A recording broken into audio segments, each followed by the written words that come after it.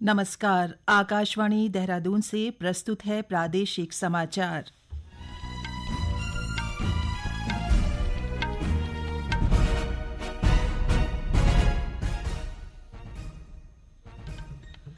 पहले मुख्य समाचार।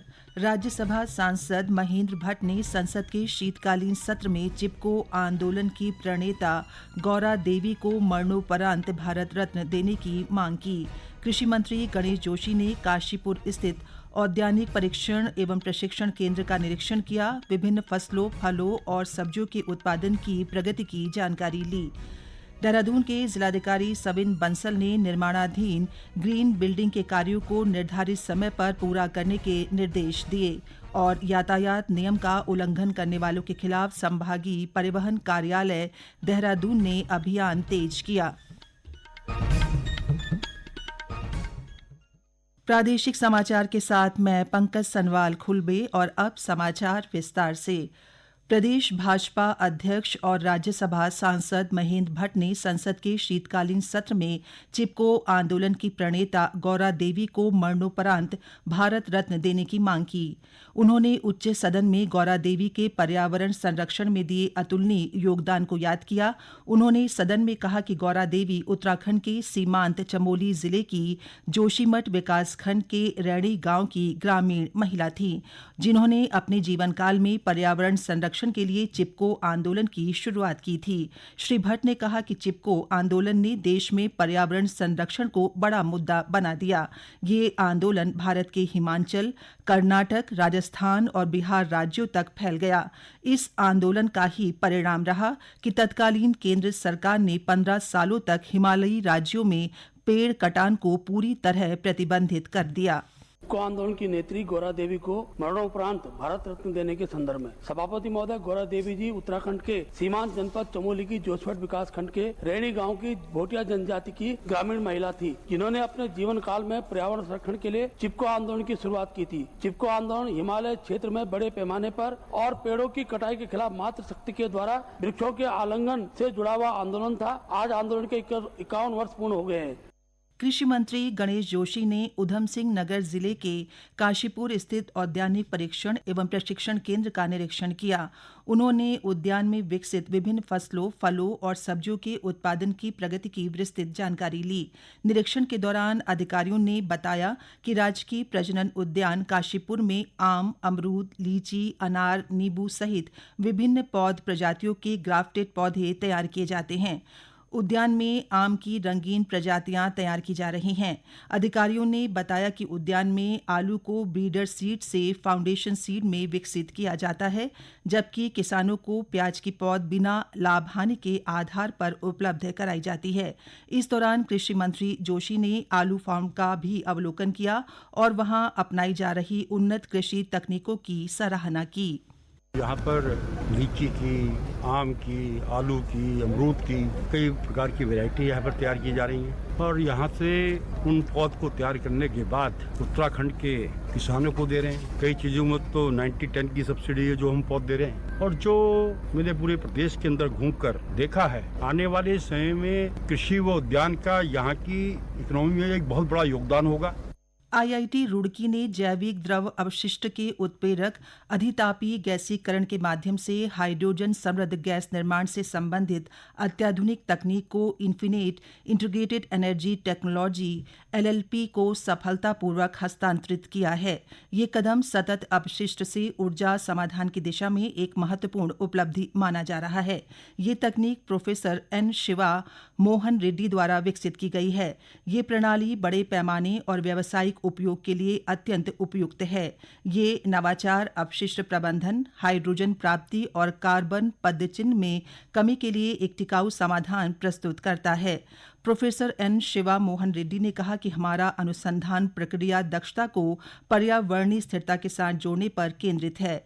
ये तकनीक दर्शाती है कि जैविक द्रव अपशिष्ट से हाइड्रोजन को प्रभावी रूप से प्राप्त किया जा सकता है, जो देश के स्वच्छ ऊर्जा परिवर्तन में सहायक है। आईआईटी रुड़की के निदेशक प्रोफेसर के पंत ने कहा कि अपशिष्ट से हाइड्रोजन नवाचार, स्वच्छ ऊर्जा और अपशिष्ट प्रबंधन जैसे महत्वपूर्ण क्षेत्रों में संस्थान के योगदान का उत्कृष्ट उदाहरण है। ये समाचार आकाशवाणी के देहरादून केंद्र से प्रसारित किए जा रहे हैं। ताज़ा समाचार के लिए आप हमारे सोशल मीडिया एक्स व Facebook page Akashvani news Uttarakhand को फॉलो कर सकते हैं।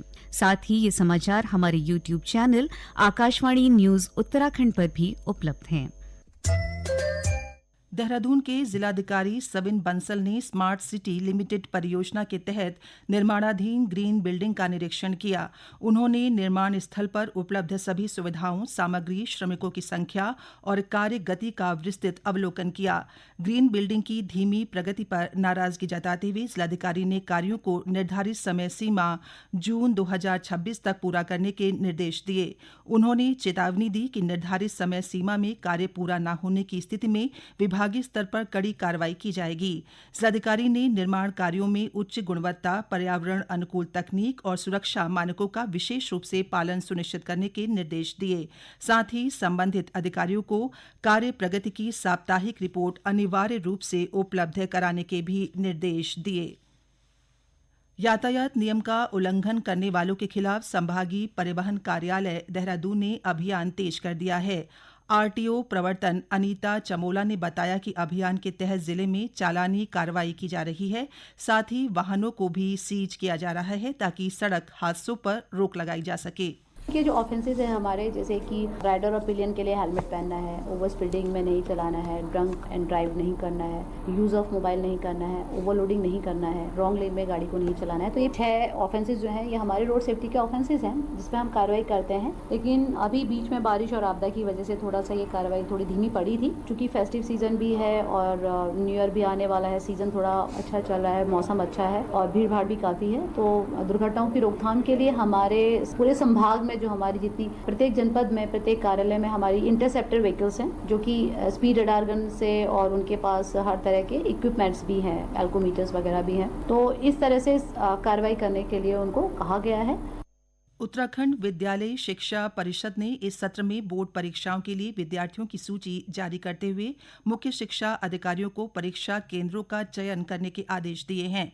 उधम सिंह नगर जिले में इस बार पिछले साल की तुलना में अधिक छात्र छात्राएं परीक्षा देंगे। इस सत्र में हाई स्कूल की बोर्ड परीक्षा में 10,506 बालक और 10,856 बालिकाएं शामिल होंगी। इसी तरह इंटरमीडिएट में भी छात्राओं की संख्या छात्रों से अधिक रहेगी। मुख्य शिक्षा अधिकारी के.एस. रावत ने बताया कि बोर्ड परीक्षाओं के लिए केंद्र निर्धारण की कवायद चल रही है।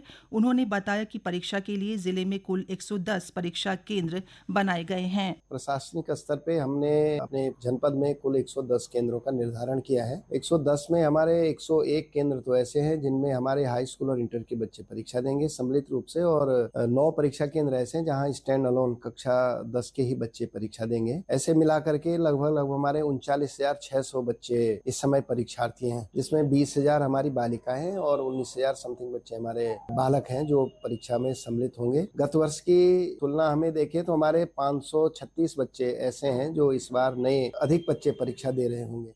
उत्तरकाशी के जिलाधिकारी प्रशांत आर्य ने भटवाड़ी विकासखंड में निर्माणाधीन यूजीटी से कुरोली वाया बोनगाड़ी मार्ग का स्थलीय निरीक्षण किया। इस दौरान जिलाधिकारी ने किए जा रहे निर्माण कार्यों का जायजा लिया।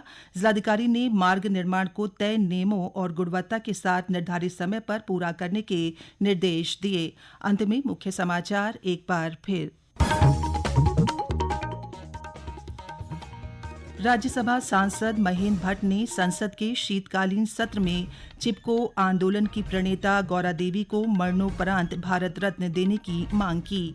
कृषि मंत्री गणेश जोशी ने काशीपुर स्थित औद्यानिक परीक्षण एवं प्रशिक्षण केंद्र का निरीक्षण किया। विभिन्न फसलों, फलों और सब्जियों के उत्पादन की प्रगति की जानकारी ली।